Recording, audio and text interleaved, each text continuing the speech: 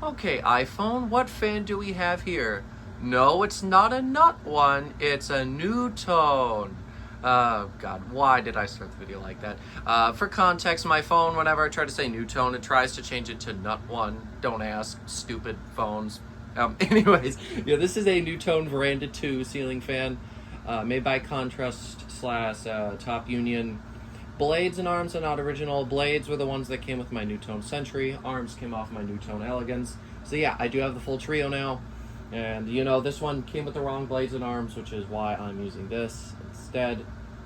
It literally looks identical to what it would have come with originally, probably. Well, maybe the blade color would have been different, but who cares at this point? This is good enough for me, for a video anyways. I am looking for parts for this. So someday I'm sure I'll hopefully be able to complete it. You'll also notice the mounting is generic. I'm not too sure whether 1991 fans were recalled or not. That's when this is from, by the way. But yeah, it was already converted to generic when I got it. It had this really long down rod on it, so maybe that's why. That, or they kept the down rod and the down rod and canopy that came with whatever fan had this set of 4 cane blades here, because I also got those from the seller. I have no idea. Some tells me these sellers had so much random crap lying around and they were really stupid and they just had absolutely no idea what the hell they were doing. Only paid 15 bucks. I'd still consider it getting totally frickin' hosed since I now have to find a new set of arms for it.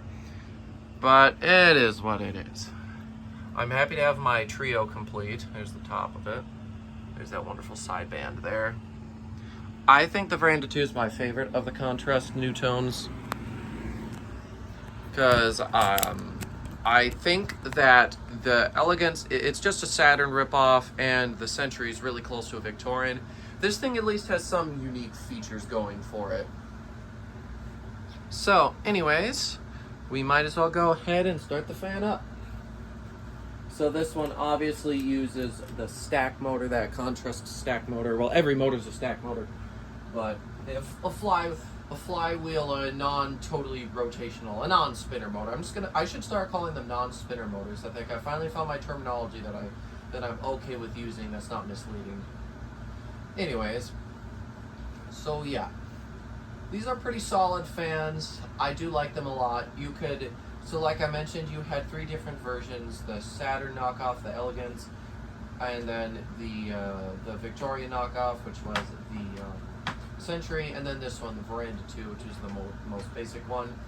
This one came in white and brass, antique brass, this finish, which is polished brass. Mine had come in all white as well. The Elegance came in, I believe, black and chrome, white and brass and copper. And the Elegance came in antique brass and polished brass, maybe white and brass as well, I'm not too sure. And you could get all those fans either as a 3-speed like this one, or Select Touch, which are my other 2 that I have. Even though it would have been cool to have Select Touch for all 3, I'm not very picky. At least I've got this at all. So yeah. So yeah, this here's low speed. I do quite like the low speed that these fans have. For these Contrast stack motors always just seem a little bit toned back. Like they don't have that oomph that the K55s have for some reason.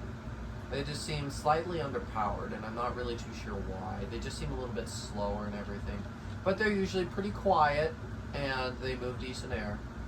Not a big fan of the flywheel design. First of all, I hate how on 6-blade Sierras, which are also made by them, and I suppose on some of these other fans too, that to get some of the other blade configurations on, you gotta really finagle your screwdriver up there because the screw holes can sometimes be above the switch housing.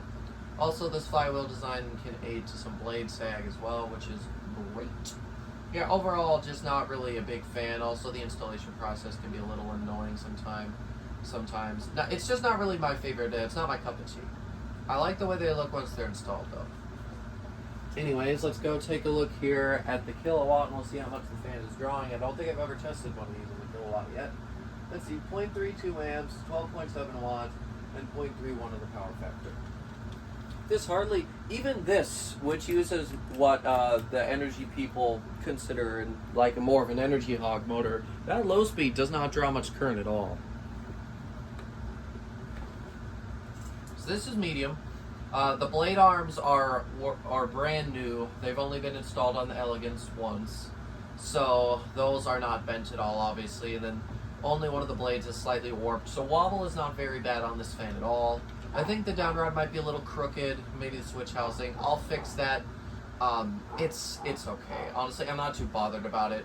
I was originally not going to leave this fan up long term, however, I'm really loving the way it looks, so I'm probably just going to accept the little bit of a mess in my basement so I can enjoy this fan for a little while, because I really like it. Also, please excuse the dog barking. The truth is, I just really do not have the energy or the time to try to deal with that right now and try to redo a video every time something goes wrong. We won't have Cooper for much longer here at the house, so it's fine. My mom's taking him with her, so we don't have to really deal with that for much longer. And I'm sure by the time you guys see this video, Cooper will already have moved out of this house, so that's good. Because at least it'll give me some peace and quiet.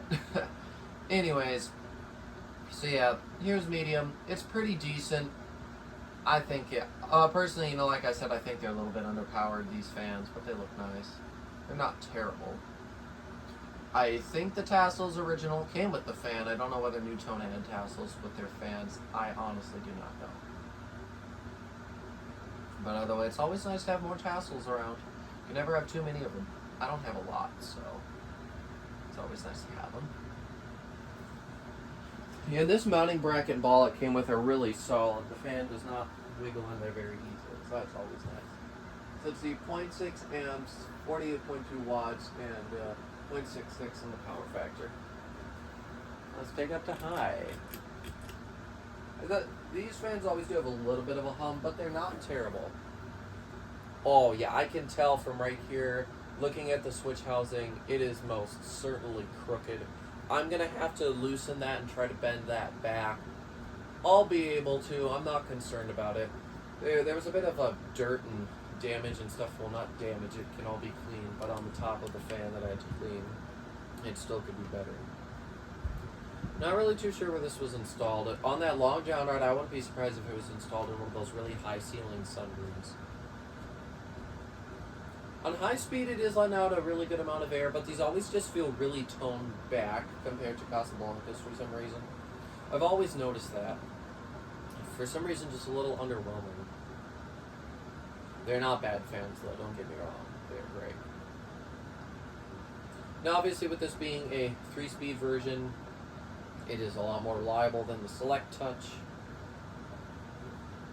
Really, all these contrast Nutone fans are not the most common things to see, but the Select Touch ones are probably even rarer. Even though I don't see many pull chain ones out there, actually. Of course, those ones run a lot longer, though, because they don't have less things to go wrong. Anyways, let's see how much is drawn on high. See, 0.88 amps, 107 watts, and a whole power factor. So yeah, on high speed, this fan's definitely drawn a little bit more current. Still, 100 watts. I mean, come on, that's not the worst thing. It's a fan, for God's sake.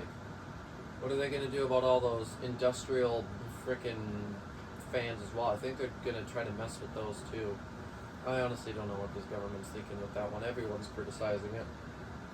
But anyways, let's go ahead and give you guys a close-up here on the fan so you can hear some of that wind noise.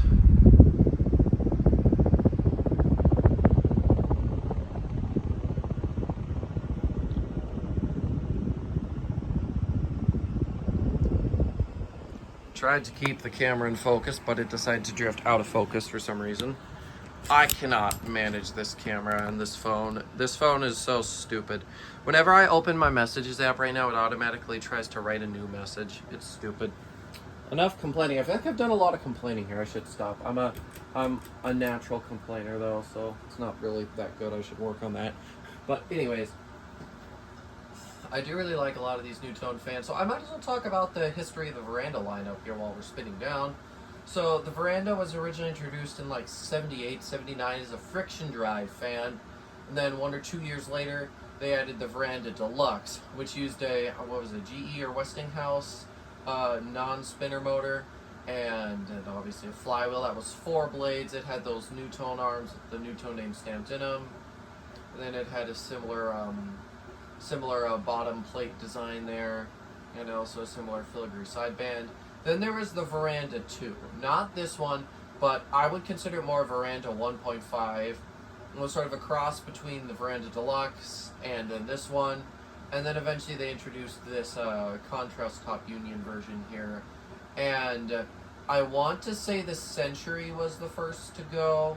And then I believe the Verandah 2 was the next to go. I believe the Elegance was the last one. That or this and the Elegance lasted around the same time.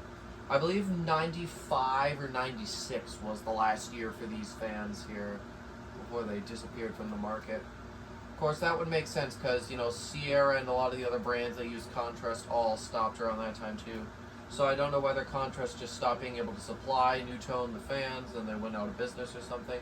Or what is contrast even doing? Did Dan ever make a video about that? I honestly do not remember. That would be something I should actually do some research into because that's got me thinking now. I can learn something new. It's important to learn something new every day until you die.